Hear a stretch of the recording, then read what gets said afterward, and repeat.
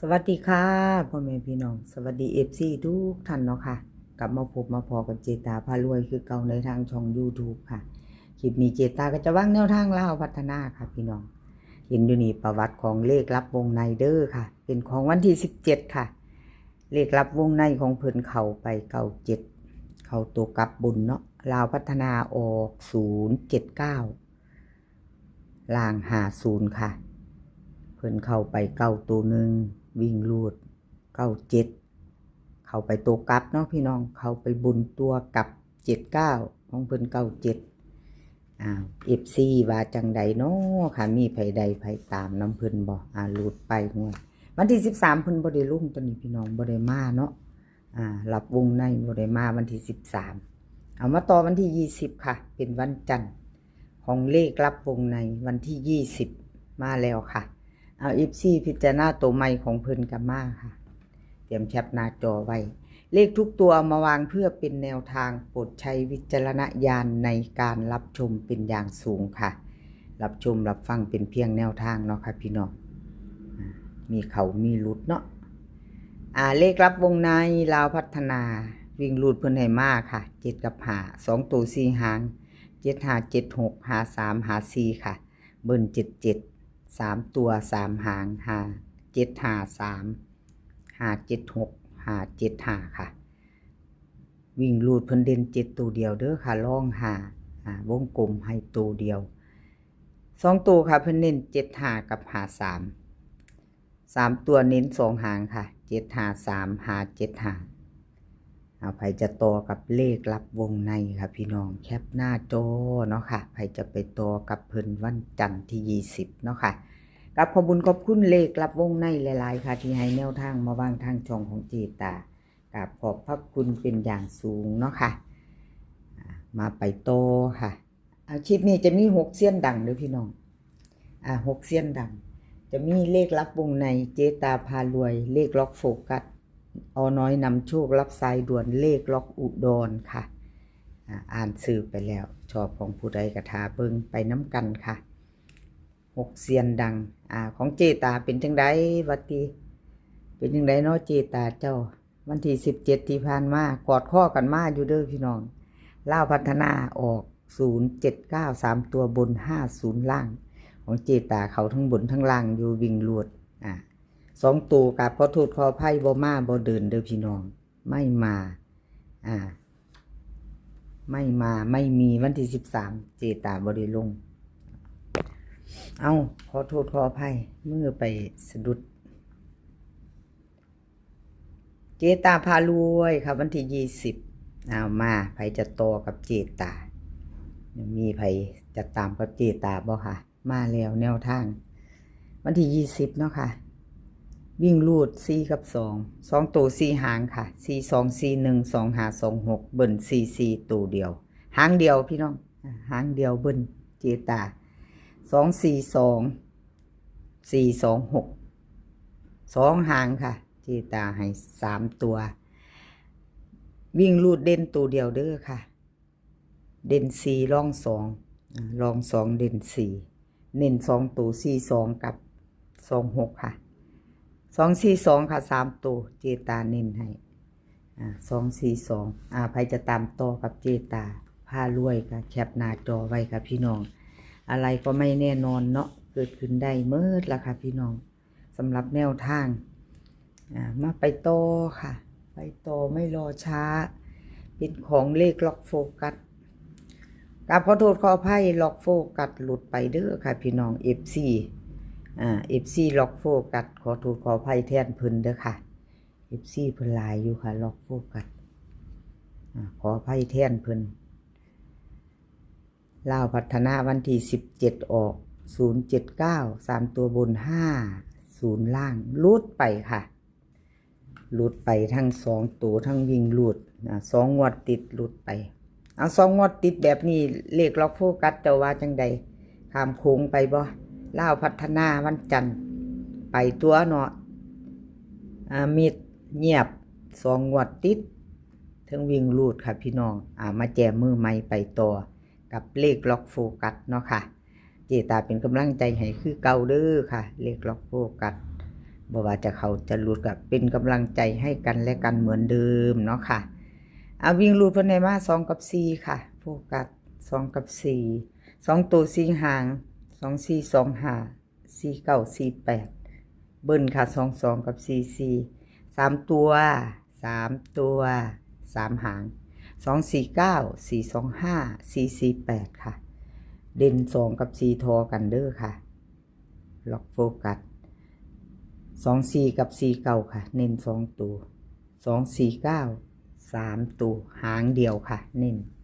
เอาแคปหน้าจอค่ะใครจะไปต่อกับเลขล็อกโฟกัสครับขอบคุณล็อกโฟกัสหลายๆค่ะที่ให้แนวทางมาวางทางช่องของจีตากราบขอบพระคุณเป็นอย่างสูงเนาะค่ะกระเทิงขาดบ่ได้ FC เก่า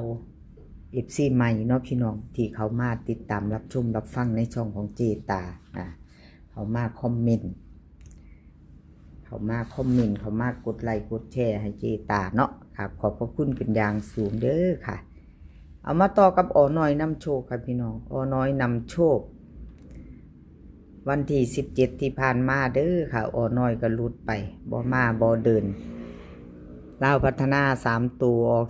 079ค่ะ3ตัวบน50ล่างของเพิ่นก็หลุดไปหลุดทั้ง2ตัวจับคู่บ่เข้าทั้งวิ่งหลุดเนาะพี่น้องวิ่งหลุดวันที่13กับบ่ได้มาตัวนี้อ๋อน้อยนำโชคเอามาต่อ20ค่ะไปใหม่ไปต่อเนาะกับอ๋อน้อยนำโชคลาวพัฒนาค่ะลาวพัฒนาวิ่งหลุด2กับ6ค่ะ2กับ6 2ตัว4หาง26 27 68 69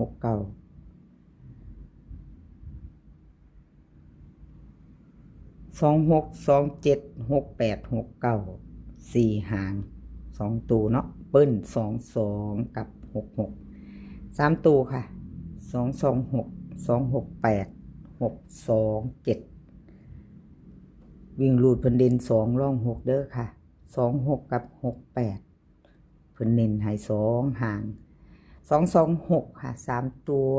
เน้นให้หางเดียวค่ะอน้อยนำโชคเอา FC อน้อยนำโชคใครจะต่อกับเพิ่นแคปหน้าจอไว้ค่ะวันที่22 ทุ่มครึ่งลาวพัฒนาแคปหน้าจอไว้ล่ะได้ต่อได้แก้มือใหม่เนาะใครยังบ่ทันตามยังบ่ทันได้ก็พิจารณาเบิ่งค่ะพี่น้องชอบก็จัดขัดก็ผ่านเนาะค่ะชอบเสี้ยนใดมักเสี้ยนใดอยู่ในใจเสี้ยนใดอยู่ในใจก็มาพิจารณาไว้ไปแจ้มือใหม่ไปต่อรับสายด่วนค่ะรับสายด่วนลาวพัฒนาวันที่17ที่ผ่านมา079 3ตัวบน50ล่าง2ตัวจับคู่บ่เข้าเนาะพี่น้องเขามา7ตัว1อยู่ค่ะ2ตัวมา1ตัวอยู่มา7รับสายด่วนยังบ่ทันหลุดเอา2งวดเอาวันที่13บ่แม่นเนาะพี่น้องวันที่10เพิ่นก็เข้าอยู่เนาะตัวนึงเอามาต่อใหม่พี่น้องผ่านแล้วผ่านเลยหลุดแล้วหลุดเลยเนาะ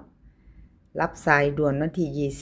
20ลาวพัฒนาวิ่งหลุดเพิ่นได้มาก9กับ5ค่ะ2ตัว4หาง9 5 9 6 5 3 5 2เบิ้ล99ค่ะหางเดียว3ตัว3หาง9 5 6 5 9 5 9 5 2ค่ะวิ่งหลุดเพิ่นเด่น9ตัวเดียวเด้อพี่น้องลอง5วงกลมเอาตะเก้าเด่น9ค่ะเน้น95กับ53 3ตัวเน้น1หาง595ค่ะเอาแคปหน้าจอค่ะใครจะไปต่อกับคุณรับสายด่วนครับขอบคุณรับสายด่วนหลายๆค่ะที่ให้แนวทางมาวางทางช่องของเจตากราบขอบพระคุณเป็นอย่างสูงค่ะแคปหน้าจอแล้วนะพี่น้องFC รับสายด่วนแคปหน้าจอแล้วเจตาไปได้บัดนี้เอาไปเซียนใหม่มาได้บัดนี้ไปแล้วรับสายด่วนเลขล็อกอุดรว่าจังใด FC ล็อกอุดรว่าจังใดน้อค่ะของเพิ่นเขาไปตัวเดียววันที่17 079 3ตัวบน 50ล่างเพิ่นเข้าไปหาตัวหนึงพี่น้องจับคู่ไม่มีไม่มาเนาะขอโทษขออภัยแทนล็อกอุดรเนาะค่ะ2 งวดติดแล้วเด้อล็อกอุดรเจ้าวันที่20นี่เป็นจังใดพิจารณาแนวทางใหม่ว่าจังใดลาวพัฒนาล็อกอุดรเอา FC ของล็อกอุดรมาค่ะพิจารณาไปน้ำกันกับเจตาใครจะตามตัวก็เตรียมแคปหน้าตัวเนาะค่ะวิ่งรูดค่ะเพิ่นได้มา6กับ9 2ตัว4หางค่ะ63 64 9698เบิ่น66กับ99 3ตัว2หางค่ะ964 696วิ่งรูด6กับ9เด่นทอกัน2ตัวเน้นค่ะ2หาง64กับ96 3ตัวเน้นหางเดียว696เอาแคปหน้าจอค่ะใครจะไปต่อกับเลขล็อกอุดรเนาะค่ะวันที่20ใครจะไปต่อกับเพิ่น20 2 ทุ่มครึ่งเลขล็อกอุดรค่ะ FC กับขอบคุณเลขล็อกอุดรหลายๆค่ะที่ให้แนวทางมาว่างทางช่องแล้วก็ทาง FC เนาะค่ะกับขอบคุณเป็นอย่างสูงค่ะคลิปนี้ขอให้พี่น้องโชคดีให้มีความสุขสุขภาพร่างกายแข็งแรงกันทุกคนค่ะสุขภาพมากก่อนเด้อค่ะพี่น้องเดินทางไปไสก็ขอให้ปลอดภัยเดินทางไปขอให้มีโชคกลับมาขอให้มีชัยคลิปหน้าพอกันใหม่คลิปนี้ก็สวัสดีค่ะ